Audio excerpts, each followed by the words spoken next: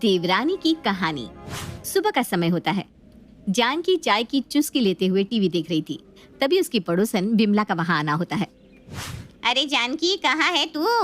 तुझे पता है, आज तो मैं मरते मरते बची हूँ। ये देख, छत की सीढ़ियों से गिरते हुए सीधे नीचे आ गई। वो तो मेरे बहू और बेटों ने मुझे संभाल लिया, वरना आज तो तेरी विमलू तुझसे मिलने से पहले यमराज से मिल चुकी होती। सीने हाथ में पट्टी बांधे हुए होती। अरे तो तू खड़ी क्यों है? बैठ ना यहाँ और दिखा तो जरा कहाँ कहाँ चोट लगी है। तू ना थोड़ा ध्यान रखा कर। इस उम्र में अगर हड्डियां टूट भी गई तो जुड़ती नहीं है। विमला काकी, माँ जी एकदम सही कह रही हैं। इस उम्र में खुद का थोड़ा ध्यान रखा करो। और आपको छत पर चढ़ने उतरने की क्या जरूरत है? आपके बहू बेटे हैं ना, उन्हें कहा करो। अरे क्या बात कर रही है विमला काकी, आप तो सीढ़ियों से ही गिरी हैं। और ये तो कुछ भी नहीं है। मैं तो एक दिन छत पर कपड़े डालने गई और छत से नीचे गिर गई। लेकिन अब मेरी माँ को लगा कि मैं मर गई और वो रोने लगी। तब मेरी आँख खुली, मैं बेहोश हो गई थी। माँ जी देख रही है ना आप अपनी छोटी बहू को। झूठ बोलने की भी हद होती है। और फेंक तो इतना रही है जैसे यमराज ने इसके प्राण हर कर वापस इसमें प्राण डाल दिए हो। क्या बात कर रही है छोटी बहू? ये तो ऊपर वाले की माया है जो उन्होंने तेरी जान बख्श दी। कोमल को एक में दो लगाकर बोलने की आदत थी और कभी कभी तो वो इतना ज्यादा बोल जाती कि लोग उस पर विश्वास करने से पहले ये सोचते कि कहीं इसका मानसिक संतुलन तो खराब नहीं है। एक रोज कोमल अपनी सास जेठानी और पड़ोसन के साथ मार्केट के लिए निकलती है। अरे विमला, तेरी बहू को देखती हूँ, फुर्ती में काम करती रहती है, लेकिन मेरी बहू में तो थोड़ी भी फुर्ती नहीं है। अरे तो मैंने अपनी बहू को सर पर थोड़ी ना चढ़ा रखा है। अब जो कहती हूँ वो कर देती है, और ना करे तो 1 रुपया ना दो उन्हें। अरे माँ जी, आप ये क्या बोल रही हैं? सुबह से शाम हो जाती है लेकिन मैं बैठती तक नहीं हूँ। पूरा दिन घर का काम करती रहती हूँ। कभी ये करना कभी वो करना, ये नहीं दिखता आपको? लगता है जब तू काम कर रही होती है तो मेरी आंख लग जाती है। तो मैंने कभी तुझे काम करते हुए नहीं देखा। अरे माँ जी, अभी आपने मुझे काम करते हुए कहाँ देखा है? जब मेरे भाई की शादी हुई थी ना, तो मैंने रात भर जाकर सारे मेहमानों के कपड़े धोए थे। क्यों? तेरे भाई की शादी में मेहमान नाले में गिर कर आए थे क्या, जो तुझे कपड़े धोने पड़े? कुछ भी बोलती है कोमल। अगर आपको विश्वास नहीं होता ना, तो मैं अभी माँ को फोन करती हूँ, वही आपको सच बताएंगी। जानकी और नेहा को अच्छे से पता था कि कोमल को कितना फेंकने की आदत हो चुकी है। हर बात पर लंबी लंबी बातें बनाकर वो लोगों को सुनाया करती थी। एक रोज बिजली का बिल देने बिजली वाला जानकी के घर आता है। जानकी हॉल में बैठी होती है और नेहा सब्जियां काट रही होती है। अरे खड़ी क्या है, बेचारे से बिजली का बिल ले ले और जाने दे उसे, उसके पास भी बहुत सारे काम होंगे। अरे भैया, आज आप इतना उदास क्यों हैं? सब ठीक तो है ना घर में? अरे क्या बताऊँ भाभी, 2-4 दिन पहले घर में लाइट ठीक कर रहा था, बस उसी में करंट के 2-4 झटके लग गए। मेरी तो हालत ही खराब हो गई थी। पूरे 5 दिन हॉस्पिटल में रहा हूँ, तब जाकर आज काम पर आया हूँ। अरे बेटा, ध्यान से काम किया कर। ये सब काम तो कितना जोखिम भरा होता है। अरे माँ जी, ये तो कुछ भी नहीं है। आपको पता है, जब मैं 8 साल की थी तब मैंने बिजली की तार को पकड़ लिया था। मुझे भी कई बार झटके लगे और मैं दूर जाकर गिरने लगी। लेकिन फिर मैं तो उठ खड़ी होती और उस करंट के तार को बार बार पकड़ लेती। लेकिन माँ ने जब मुझे मारा ना, तब मुझे समझ में आया कि इससे तो मेरी जान भी जा सकती थी। क्यों काकी, इंसानों की जगह घर में रोबोट को बहू बनाकर लाई हो क्या, जो करंट से उस पर कोई असर नहीं होता? है तो इंसान ही, लेकिन फेंकने की आदत है इसकी। कभी फुर्सत में बताऊंगी। माँ जी बिल्कुल सही कह रही हैं भैया। कई लोगों की आदत होती है, जब तक अपनी तारीफ ना कर ले उन्हें खाना हजम नहीं होता। ऐसे ही समय बीत रहा था और कोमल की बातों को बढ़ा चढ़ाकर बोलने की आदत जा ही नहीं रही थी। नेहा और जानकी कोमल की हरकतों से परेशान हो चुके थे और एक दिन विमला के घर जब मेहमान आते हैं तो वो जानकी के घर आती है। अरे जानकी, तू जरा अपनी छोटी बहू को मेरे घर तो भेज दे। वो परसों कह रही थी ना कि उसने अपनी भाई की शादी में 100 लोगों का खाना अकेले बनाया था, लेकिन मेरे घर तो सिर्फ ना 10 लोग आए हैं। उनका खाना बनाना है जरा। अरे काकी, लेकर जाओ। ये रही पूरी की पूरी कोमल। हमें इससे कोई काम नहीं है, घर का काम तो मैं कर लूंगी। अरे दीदी, ये क्या कह रही हैं आप? मतलब मैं क्यों जाऊँ विमला काकी के घर? वो ना तब की बात और थी। अब तो मेरे में काफ़ी बदलाव आ गया है। मैं नहीं बना पाऊंगी इतने लोगों का खाना। जब तुझसे होता नहीं कुछ तो इतना बड़ा चढ़ा कर बोलने से क्या मिल जाता है तुझे? अब मैं कुछ नहीं सुनने वाली। जा विमला के घर जाकर मेहमानों के लिए खाना बना दे।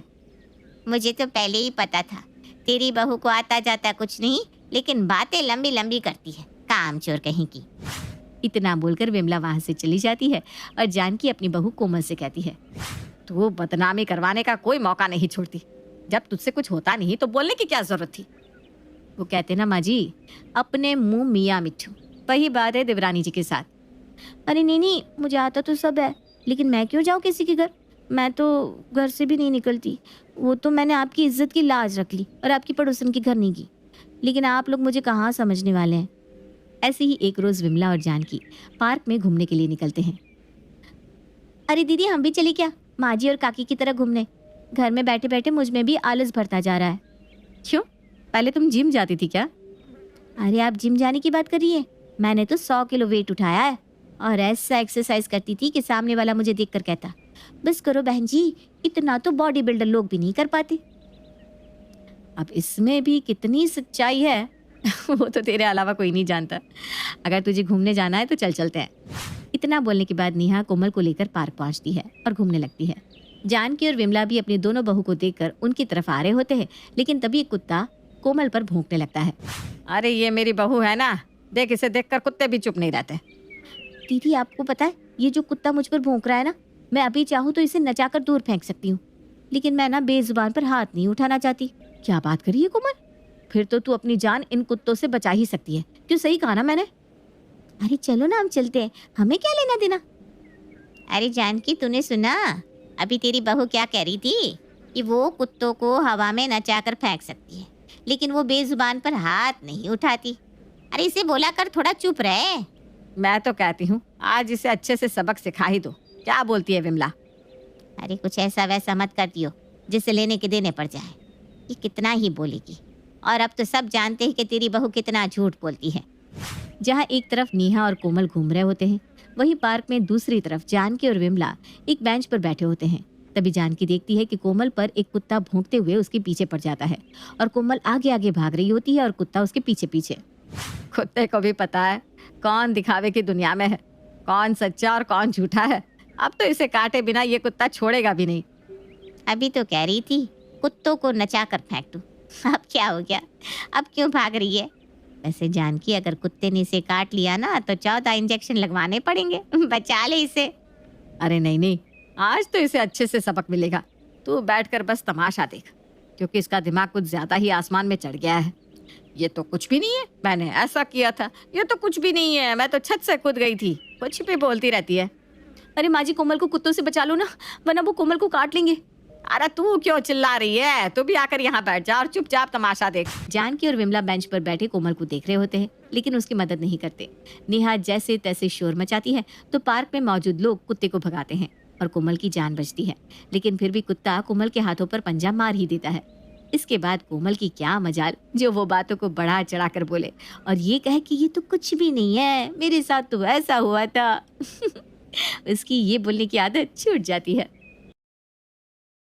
कहते हैं ना, बच्चों की आदत होती है सवाल करने की, लेकिन सवाल के जवाब में माँ क्या बताती है ये काफी अहम होता है। माँ, बचपन से तूने मुझे हर सवाल का जवाब जो भी दिया वो दिखने में तो सही लगता था, लेकिन होता था प्रैक्टिकल से बिल्कुल अलग। क्या अलग? जैसे? Please explain. माँ, ये मेरा शब्द है, एक्सप्लेन। ओके ठीक है, लेकिन बता तो दे, ऐसी क्या बात है जो मैंने तुझे बताई है जो दिखने में तो ठीक लगती है लेकिन है नहीं? बोल। माँ देखो ना, तुम बोलती हो कि तुम किसी से कम नहीं हो। हाँ, तो तू है क्या किसी से कम? ना, बिल्कुल नहीं, बात कुछ और है। अच्छा, वो क्या? माँ, आपको चाची और बुआ, ताई जी सब बोलते रहते हैं कि तेरी बेटी है, तू क्या करेगी उसकी शादी के बाद, उसके लिए पैसे नहीं जोड़े, शादी कैसे करेगी, ये सब। इसका जवाब आप क्यों नहीं देते उन लोगों को? कुछ जवाब? क्या जवाब दूं रिन्नी? मेरे पास तो कोई जवाब है ही नहीं, मेरे पास तो सिर्फ तेरे सवालों के जवाब है। चल, खाना लगा दिया है, खा लेते हैं दोनों माँ बेटी। आज फिर तेरी फेवरेट डिश बनाई है, पाव भाजी। दोनों माँ बेटी खाना खा रहे होते हैं और गप्पे लड़ा रहे होते हैं कि एक कटीली सी आवाज आती है कोई घर में या सबके सब कमरों में घुसे हैं? मेरी माँ ने तो गलत ही कर दिया 3 बहुओं को एक घर में रखकर। अरे दीदी, कैसे आना हुआ? आओ आओ, पाव भाजी खाते हैं, रिन्नी के लिए बनाई थी। तुझे तो जितना समझा लो भाभी, तुम ना समझोगी। बस रिन्नी रिन्नी करती रहती हो। एक काम ना सिखाया है उसे इस घर का। बस उसे ये पसंद, उसे वो पसंद। अरे कुछ फर्क ही नहीं पड़ता कि बेटियों को क्या पसंद है और क्या नहीं उससे। क्यों बुआ, लड़कियां इंसान नहीं होती क्या? दादी ने आपको जानवर की तरह पाला है क्या जो ऐसी बात करती हैं लड़कियों के लिए? माँ, मैंने तो आज तक लड़का लड़की में कोई फर्क नहीं देखा। तभी रिन्नी के पिता आ जाते हैं। क्योंकि होता ही नहीं है तो देखोगी कैसे रिन्नी। जाओ अंदर जाकर खा लो, बुआ के साथ पापा को कुछ जरूरी बात करनी है। रिन्नी अंदर चली जाती है और रिन्नी की माँ भी कुछ काम से बाहर जाती है। रिन्नी के पिता अपनी बहन से कहते हैं, देख बहन, एक बात सुन ले, रिन्नी की माँ तुझे क्या किसी को कुछ भी नहीं कहेगी। अब क्यों नहीं कहेगी ये तो मैं नहीं जानता, लेकिन हाँ, मेरी बेटे के लिए यह सब फालतू की बात बोलने की जरूरत नहीं है। बुआ गुस्सा हो जाती है। हाय रे भैया, ऐसा क्या कह दिया तुम्हारी राजकुमारी के लिए? अरे रहेगी तो बेटी ही ना, बड़े भैया का बेटा और छोटे लल्लन का भी। एक तुम ही हो जो एक लड़की के बाद बैठ गए। अरे चली जाएगी ससुराल, ऊपर से ना पैसे जमा किए उसके लिए, ना ही शादी के लिए कोई लड़का देख रहे हो। तभी रिन्नी की माँ पानी लेकर आती है और पिता को शांत रहने का इशारा करती है। खैर, पिता वहाँ से चले जाते हैं और ममता की जिठानी की एंट्री होती है। अरे दीदी कब आई आप, और ये मुंह क्यों लटकाया है? मुंह क्या लटकाया है मतलब? भाभी, मैंने तो अपना समझकर बस इस ममता को समझाया था कि भाई बेटी पाली हो, कल को शादी करनी है, आज लड़का देखना शुरू करोगी तो जाकर कहीं मिलेगा 2-3 साल में। अरे दीदी, ये ममता तो मुंह में दही जमाई है। पता नहीं बेटी की माँ होकर नींद कैसे आ जाती है इसको इतनी चैन की। हम तो बेटे को लेकर भी नहीं सो पाते हैं। तभी जेठानी का बेटा आता है। ओए बुआ, कब आई? क्या लेकर आई है खाने को? जब देखो खाली याद आ जाती है।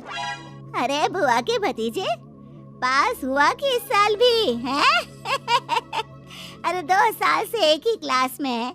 कुछ तो शर्म कर ले। माना लड़का है, इसका मतलब ये नहीं कि पढ़ाई ना करे तो भी चलेगा।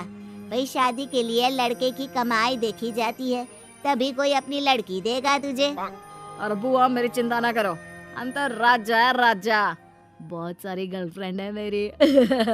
वैसे ममता चाची, रिन्नी का है, उसे ये कॉपी दे देना, बोलना इंग्लिश का काम पूरा कर देगी। क्या है ना, उसके अंग्रेजी बहुत अच्छी है। अच्छा, लास्ट टाइम तो तू बोल रहा था कि मैथ्स अच्छी है उसकी। अरे बुआ, रिन्नी तो कंप्यूटर है, ऐसा क्या है जो मेरी बहन को नहीं आता? सच्ची सब ना मुझे बाहर रिन्नी के नाम से ही जानते हैं। खैर चलो मैं चल रहा हूँ, माँ मेरे दोस्त आए हैं। जेठानी का मुंह लटक जाता है कि ममता बात संभालने के लिए कहती है, दीदी वो दशहरे का मेला लगा है रामलीला मैदान में, रात को चलते हैं ना खाना खाने के बाद। हाँ हाँ क्यों नहीं, वैसे रिन्नी को ना जाना होता तो तू नीचे पार्क तक भी नहीं जाती है ममता। अब क्या करूं दीदी, उसी से फुर्सत नहीं मिलती है, बस ऐसे ही है। ममता अंदर आती है जहां रिन्नी और उसके पिता दोनों का ही मुंह फुला होता है। अरे क्या हो गया, तुम दोनों तो मुझे ऐसे देख रहे हो जिसे मैंने न जाने क्या कर दिया। अरे क्या हुआ? रहने दो, तुमको मैं कब से देख रहा हूँ, कोई भी रिन्नी के बारे में कुछ भी बोल दे तुम कुछ नहीं कहती। देखा, माना मेरी बहन है, लेकिन मैंने कैसे तगड़ा जवाब दिया। देखा, वैसे बड़ी दीदी का बेटा चिंटू है ना, रिन्नी की अभी काफी तारीफ करके गया है।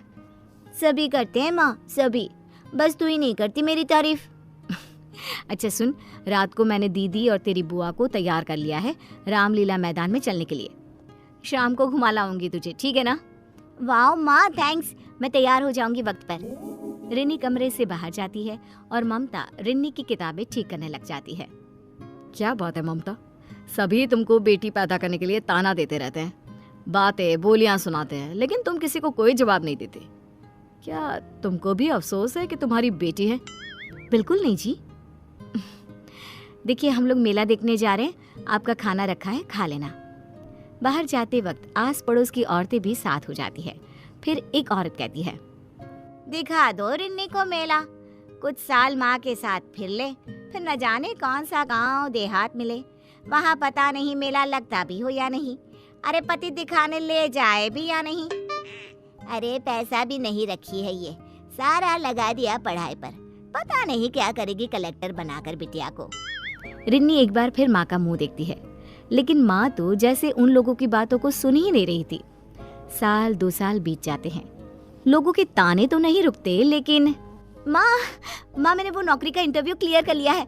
पता है माँ, मैं अब तक की सबसे हाईएस्ट पेड न्यू जॉइनी हूँ।